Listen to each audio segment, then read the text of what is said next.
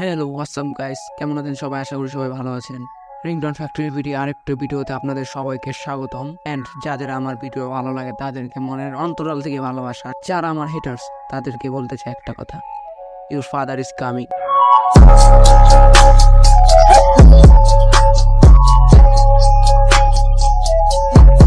So আজকে আমরা roast করবো বাংলাদেশের one of the best YouTuber এবং বর্তমানে টিকটকারকে, যে কিনা প্রত্যেকটা টিকটকারকে রোস্ট করে, তাকেই আজকে আমরা রোস্ট করবো।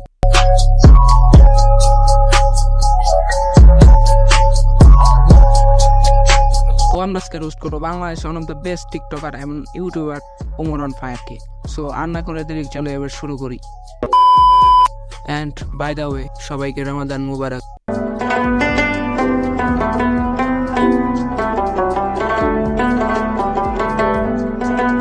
এবং ভিডিওটা পুরো না দেখে কেউ বাজে মতামত করবেন না, পুরো ভিডিওটা আগে দেখো তারপরে বাজে মতামত করো।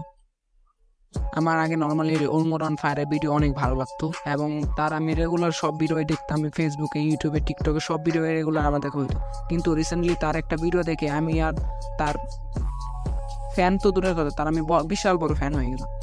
তার প্রত্যেকটা ব্যবহার, আচরণ দেখে আমি পুরা তার একটা বড় ভক্ত হয়ে গেলাম বলতে পারো। আমি বর্তমানে এই ওমর অন ফায়ারের ডাইহার্ট ফ্যান। হ্যাঁ, এখন বলতে পারেন কেন আমি ওমর অন ফায়ারের বিগ ফ্যান হলাম বা কি এমন করেছে ওমর ফায়ার যার জন্য আমি ওর এত প্রশংসা করছি।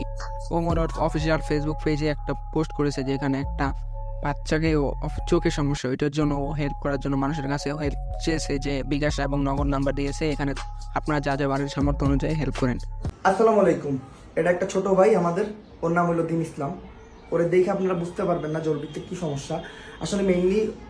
কিন্তু এখানে আবার কিছু ফেসবুকার আছে, যে ছাত্রী মার্কে কিছু ফেসবুকার আছে যারা ওমরের নামে পেজ খুলে এবং ওমরের ভিডিওটা ডাউনলোড করে এবং ওরা নিজেদের নাম্বার, বিকাশ নাম্বার এবং নগদ নাম্বার দিয়ে ওদের প্রতারণা করছে, যে ওদের নাম্বারে টাকা দিয়ে বলছে এটা ওমরের ভিডিও, তোমরা এখানে টাকা দাও। তো এইসব কিছু ফেসবুকার যে ভাই, তোরা এই সময় যে নর্মালি একজন মানুষের উপকারের টাইমেও তোরা যদি এভাবে প্রতারণা করিস, তাহলে একজন মানুষকে হেল্প করবে কিভাবে? না পারছিস নিজে হেল্প করতে, না করতেও দিতেছিস আরেকজনকে হেল্প। তো তোদের জন্য আমার কিছু বলার নেই। তারপরে দেখলাম কিছু ছাত্রী টিকটকার ওমরকে টিকটকে বলছে টোকাই টোকাই টোকাই। ওমর যদি টিকটক হয় তুই কি মগার? তুই তো হবি একটা টোকায়ের টোকায়ের টোকায়ের নিচেও টোকাই।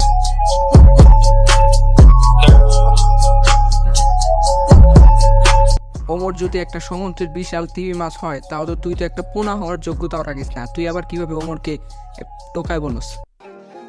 চুপচাপ থাকি, কারণ আমি জানি সূর্য যতই তাপ দিক না কেন কখনো সমুদ্র শুকাইতে পারবো না।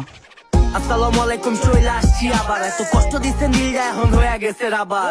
এটাই যে ওমরকে বলার আগে 10 বার ভাইবা নিও কাকে নিয়ে বলতেছো। সো তুমি যদি একজন ওমরকে নিয়ে বলো, ওমরের কিছু তো ফ্যান ফলোয়ার্স এতদিনে করছেই, সে তারা তোমাকে কি করবে তুমি এবার একটু ভাইবা নিও।